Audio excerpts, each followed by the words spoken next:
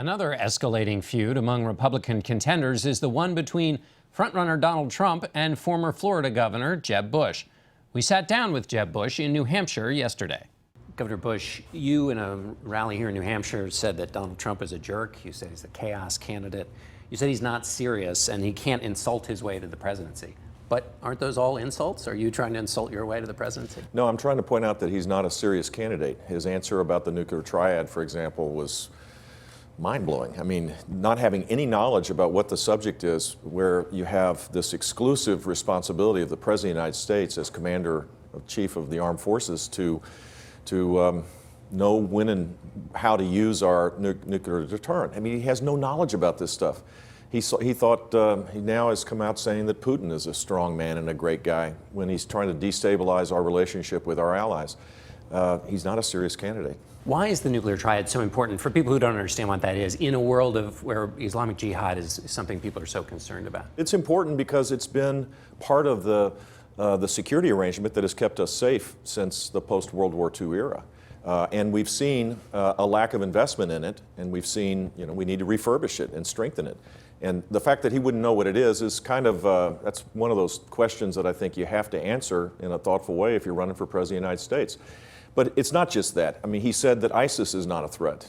2 months ago, he gets his news from the shows. I know that warms your heart, that he wakes up in the morning and gets his foreign policy and military advice from people that go on your show, but that's not a serious man. And I don't take, look, when he insults me personally, I don't take it personally, and he shouldn't take it personally either, but someone needs to call him out.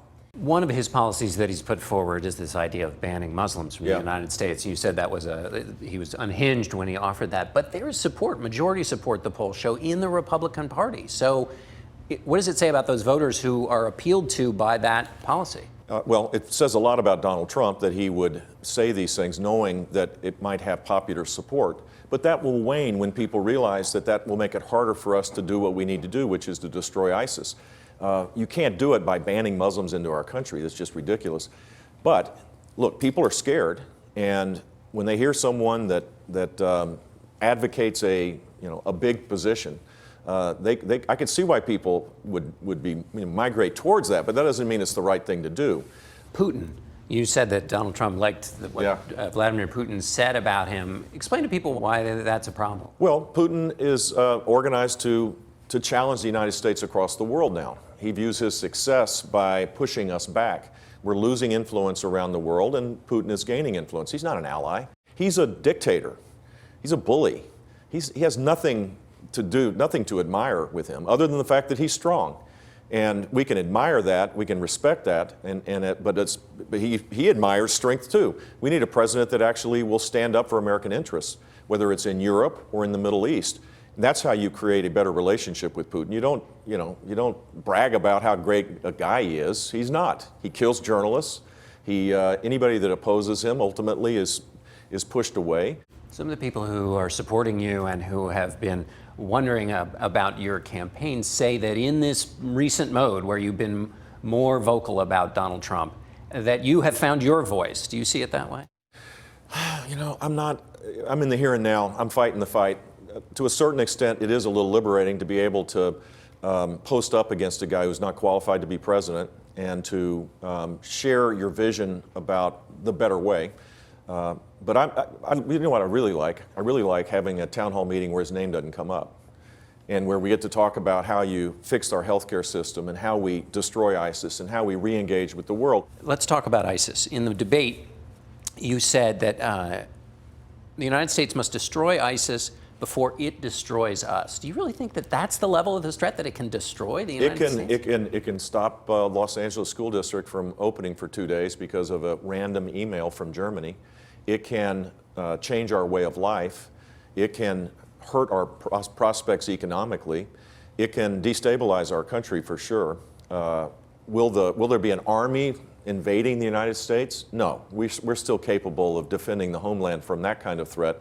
But are we capable of defending against people that are energized by this radical Islamic terrorism? That's the challenge that we face right now. Let's talk about fighting ISIS overseas. When you laid out your plans for doing this, you said two things. You said, one, get the lawyers out of the way.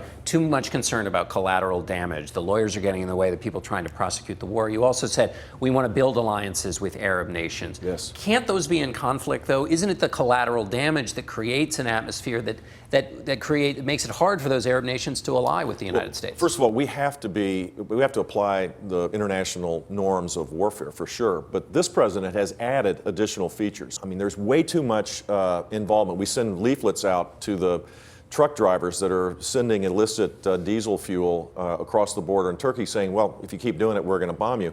Well, I think we can assume that they're part of the ISIS network if they're doing that. Those things would send a signal to the Arab world that we're serious. That would be what we need to do. They need to understand that we're not viewing this as a law enforcement exercise. It doesn't mean that you're going to automatically just, carpet bomb Mosul, like one of the candidates had a hard time explaining why he would carpet bomb anything. Was that a mistake for, you're talking about Senator Ted Cruz to say carpet bomb. Why is that a mistake for him to say that? Well, because there are 800,000 people that live in Mosul. There's probably 5,000 Islamic terrorists that control the place. We're going to destroy 800,000 lives with a carpet bombing activity. This is foolish. It is absolutely foolish. And he had to back away from it. It was kind of clumsy because he's a gifted speaker. It was a little unusual to see him stumble a bit. But that's what we need to avoid. If you want to develop the coalition, as you asked, you can't talk about carpet bombing Mosul or carpet bombing held territory by ISIS that brings huge collateral damage. You say that in the campaign, people are either not saying what they believe or they're running away from what they believed in the past because of the environment of the campaign. Is it made it? Yeah, sure. That's the only. I mean, why else would someone change their views? And all of them have. And look, we're running for president of the United States. You got to have a heart for people. You got to understand why people are frustrated. You have to have a mind to be able to come up with creative solutions to fix the things that need to be fixed. And you got to have a spine. You got to have a backbone. Look, this is a tough job. You think it's hard to deal with angry people about immigration in a town hall meeting? Yeah, I mean, it's not the easiest thing to do, but it's a lot harder dealing with Putin or President Xi and the ambitions of China, or dealing with the stagnant economy that we face. There are great challenges out here, and you need someone whose compass points north, who's willing to persuade people towards their cause rather than back away whenever there's any pressure. Let's talk about politics at the end here. 6 months ago, people thought you were the front runner. Your campaign is not the front. I hated that. You hated being a front runner? Yeah, I feel much better back here. Why'd you hate being the front runner? Well, because I've always thought that there was going to be a high expectation for me, and I totally get it. Because? Because I have a brother that was president and a father that was president. And that higher expectation, it was important to realize. And so being the front runner made me feel like that people are going to begin to say, well, the guy's just dancing right through this. I have to go earn it. I have higher expectations on me than people have of me, so it doesn't bother me a bit that the expectations are high. And I want to win, which means that you garner momentum when it matters. And so I feel good about where we are right now. You don't have an expectations problem now. You have to fight. So what are you going to do to fix it? I'm going to campaign my heart out here in New Hampshire and in Iowa and in South Carolina, and I'm going to show who I am and give people ideas that we can fix these things and give them some sense that the future is going to be brighter. I mean, this is how you win. All in, and that's what we're going to do. All right, Governor Bush, thanks so much. Thanks.